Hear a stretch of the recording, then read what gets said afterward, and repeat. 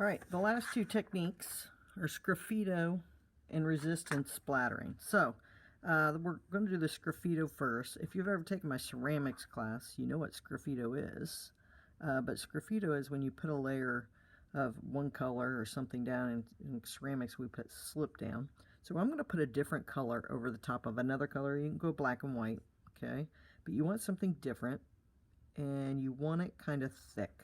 Alright, so again, take your time and try to cover carefully.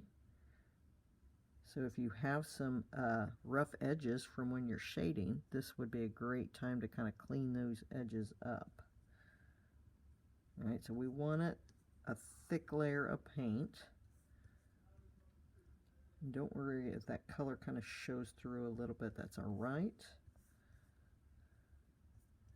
And you'll cover, let's cover a whole petal here. So when you're doing these techniques again, we want to experiment with a whole petal here. So that's why we've got so many. So nice thick layer. Alright, and this does work better when it's wet. I don't think it's going to work when it's dry unless you have a really sharp object. Okay, and then you need a sharp object. I meant to grab an X-Acto knife, but I did not. So I'm going to use my palette knife. So you can get an X-Acto knife, palette knife. You can use a paper clip. A lot of different things you can do. Sgraffito, now what you do is you scratch out what's underneath. And you can't see it down there as much because it's white. Okay, so again, I'm going to put kind of these lines in. So don't just do scribbles. We want it to go with what we are doing. We're not just doing this just to do it. We want to make it part of the project. So you may have to wipe off your utensil or whatever you're using. So maybe try a couple different things. Like I said, when you have flowers, sometimes they have these lines kind of like that. So this would be a different way of doing it. You might be able to do a little bit of both. And it's kind of hard to do dry brush over the top of Sgraffito. But maybe after this dried, then I could layer the Sgraffito on. But you can kind of get the idea. So you're just scratching lines in. I could try to even do it in here while this is still wet, or maybe even just kind of drag it. So that's working too. That's kind of cool, actually. Okay, so a lot of different things you can do with the Sgraffito technique. All right, so that's Sgraffito. The last one is pretty simple. It's called Resist and Spatter. So what resist means is we want to cover an area. And spatter basically is you're going to take a toothbrush or a brush. It has to be kind of a thicker brush and a bristle brush. So a toothbrush works better. These are back in that drawer, and also there's some by the sinks.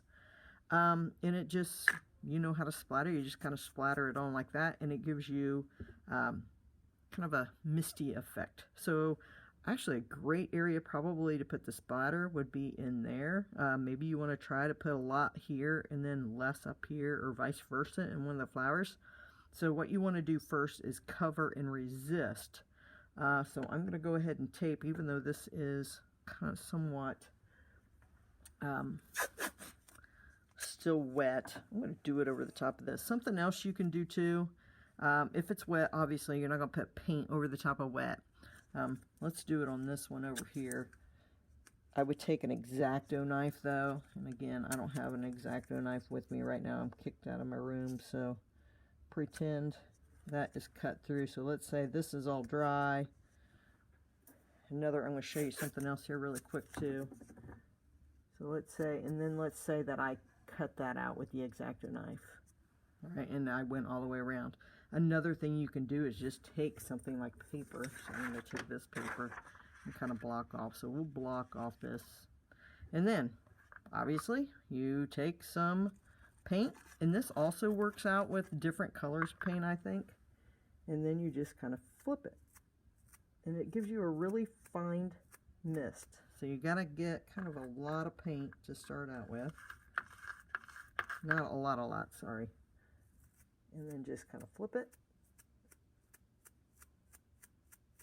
Okay, and then maybe try some different. So I'm going to do the yellow, greens, and blues on this one.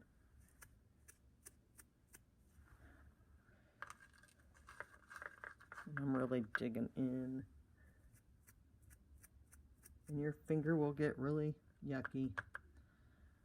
I guess that's one way to get. And it's really, really fine. Okay, so when you do this one, please try to cover the whole area. Take an X-Acto knife if you need to.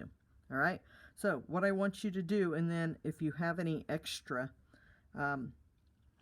petals, I want you to go ahead and experiment and do your own things.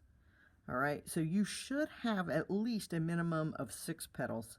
Try to add a couple others, so let's go 8 total petals. So if you need to overlap and blend on your own, or you do your own technique on the other 2.